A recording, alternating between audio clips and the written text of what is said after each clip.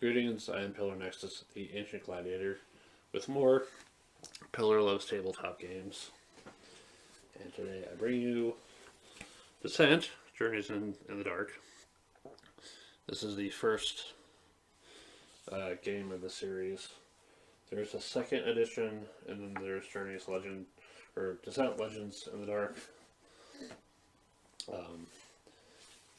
This is set in the same general universe as Runebound. So in this game you'll have your hero, which will have a miniature and a card. This is how much damage they can take, how much exhaustion they can take before they need to rest, their basic armor, and their speed. This is extra power dice when doing those kinds of attacks. Power dice can add surges or power enhancements. And then they have starting skills and an ability. Depending on how badass the hero is, the overlord gets to clear this many conquest tokens for defeating them. The goal of the game is for the heroes to complete the quest. The base game has quite a number of quests. 9 quests.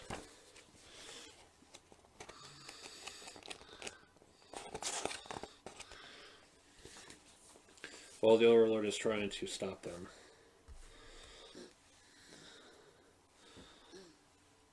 The heroes have at their disposal money at the start of the game to buy items in town, such as weapons and armor or magic runes. Trying to use magic runes and armor doesn't always work. Some armor's light enough to make it possible, but not always. Heroes can also spend their money buying treasure and buying new skill cards. Skill cards include fighting, subterfuge,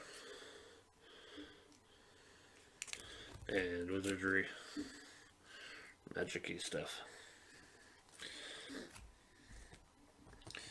And then players will go into a dungeon made up of assorted elements, including, hallways and intersections and rooms and dead ends. It'll be anywhere from reasonably sized to gigantic. The second quest is absurdly huge, X-shaped, and inside the dungeon, players will find glyphs of transport to get back to town. Activating them also adds more conquest tokens to buy more time for them to accomplish the quest. There will be treasure, just freaking money lying around, potions, staircases, and clues that are context. They'll be within the context of the quest themselves. There will also be obstacles like rubble and pits and water. You can jump over the pits, but you can't do anything about the water or the rubble. And the rubble blocks line of sight, which affects combat. And then cutting things off will be doors, and sometimes rune-locked doors, for which you'll need the appropriate rune key. And then the Overlord player will have at their disposal to stop the players' powers, events, spawn, and trap cards. They can be discarded to gain to gain threat, represented by these little skulls. Or they can spend threat to actually put them into play or use them. And then they'll also have plenty of monsters. There'll be monsters that start the game in the dungeon that get placed when the door is open or we go through that first cliff and reveal it. We've got melee, ranged, and magic, from the fairly easy to defeat to the boss monsters. And then there will be red variations that are a little bit tougher, a little bit extra abilities. Defeating these gets an extra 50 gold to the player that beats it. And then actually playing the turn, players will refresh their cards if cards are exhausted. Equip items. Players can equip 2 hands worth of weapons, 1 armor. I'll double check that. 2 hands worth of weapons.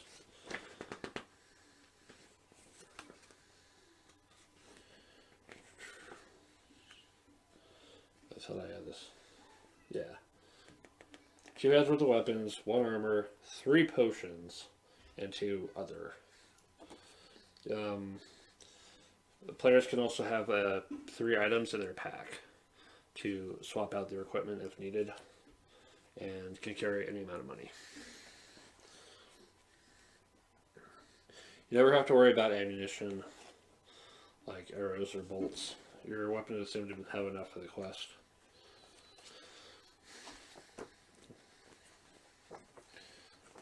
And then, once that's done, players take their action. There's run, which is move double their speed. So with lower costs, I can have him move 6 spaces. When you move, it's 1 space to any adjacent.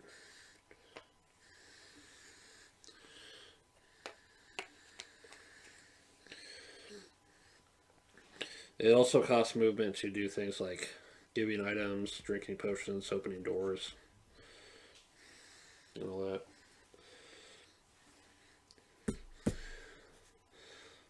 Alternatively, there's battle, which is to make 2 attacks. So an attack is made by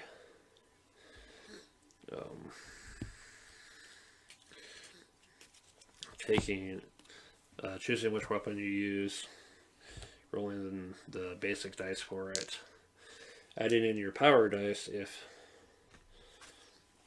you have it. So it's getting extra dice. And then what you're trying to roll is more than the defense of the target. Let's say I'm taking an axe to the Bane Spider. Great big target. Oh, it's a good spot to roll this deck and see it. So yeah, I rolled an X, which means I missed. But let's try that again. There we go. So with any attack that's ranged or magic, you'll have to roll enough numbers to equal or exceed how many spaces away the target is. With melee, you just have to be right up in their face. So you'll also have a chance to spend your lightning bolts, called surges, to use the effects on the weapon to the extent that you can. I believe you can use as many of the abilities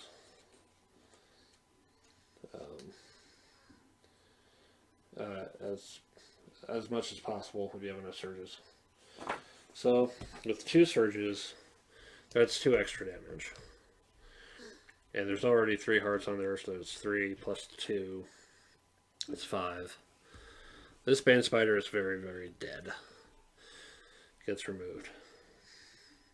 I don't get anything for killing it, but it means I get to not have to worry about it.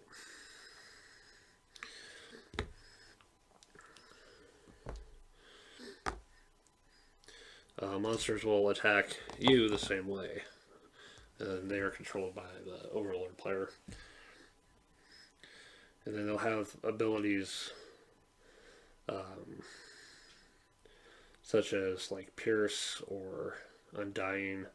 Some have some nasty effects as well, like Poison, Web, Stun, Burn. All things that can cause extra damage or slow you down or make you even not take your turn at all. Yeah, it sucks. So yeah, Run was double move, Battle was double attack. Advance is a move and an attack. I believe you can make your attack in the middle of movement. I'm going to make absolutely sure because I want to say it's the more merciful system that lets you do that instead of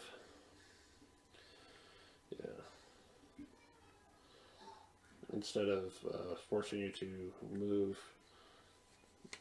all or nothing and then attack. But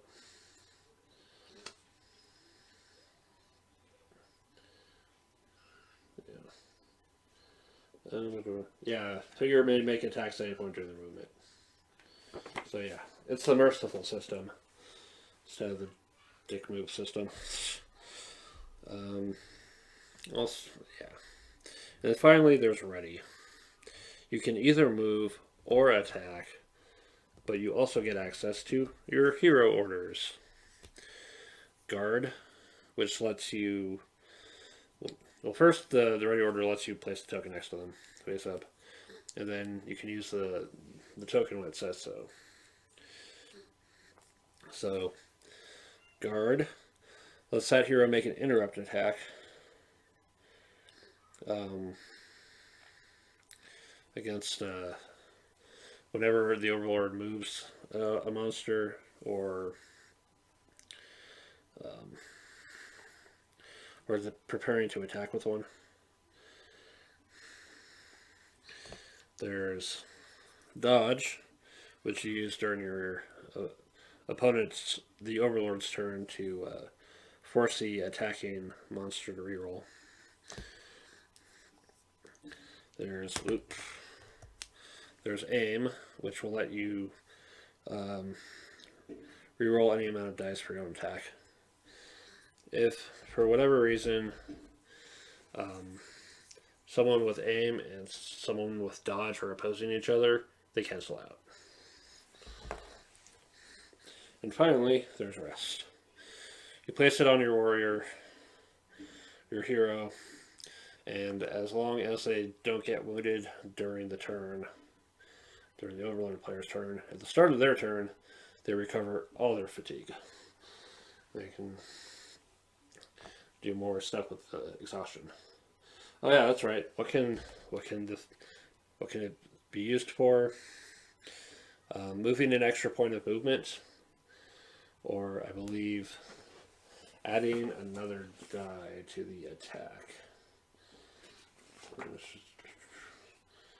Adding an additional power die.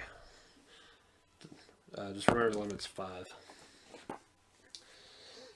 So yeah, the heroes will take their turns in whatever order they want. There will be these tokens to keep track. And then, once all of them have done so, the overlord player takes their turn. They will collect threats. I want to say based on the number of players.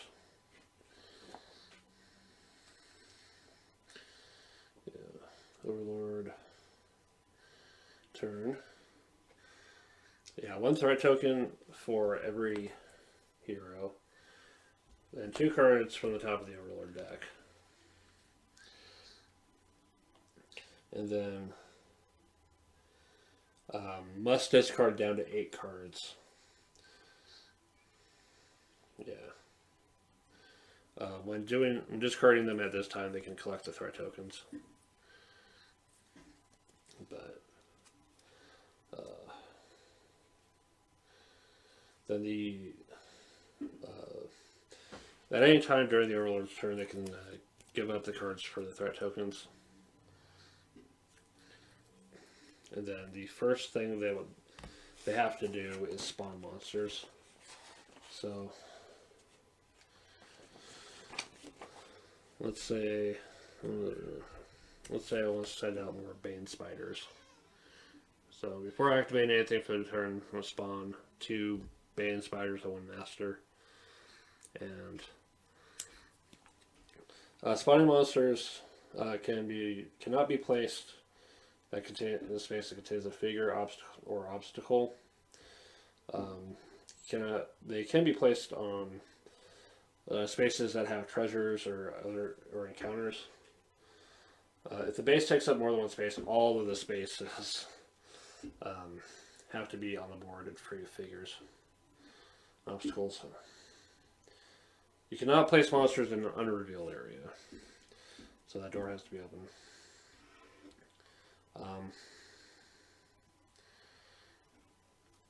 You cannot place monsters where heroes have line of sight. And then, if you can't find a legal space, then you can't place them. You can't place more than are available. There's going to be a lot of available, lower level stuff. While higher level stuff is pretty.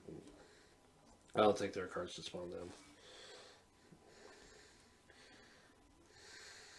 It's possible to remove monsters from the board to make that figure available for placement.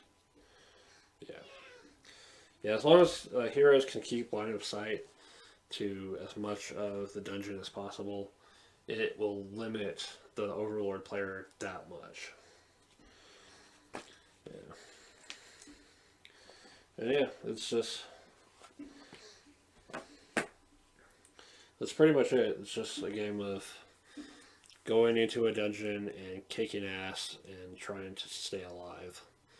And getting treasure and getting more cool stuff and building up skills and the whole campaign system. And, there's like a bunch of expansions for the game that are now horribly expensive because people love the crap out of this game. And I had them at one point. I had this game and all the freaking expansions, and I freaking sold it like an idiot. You know.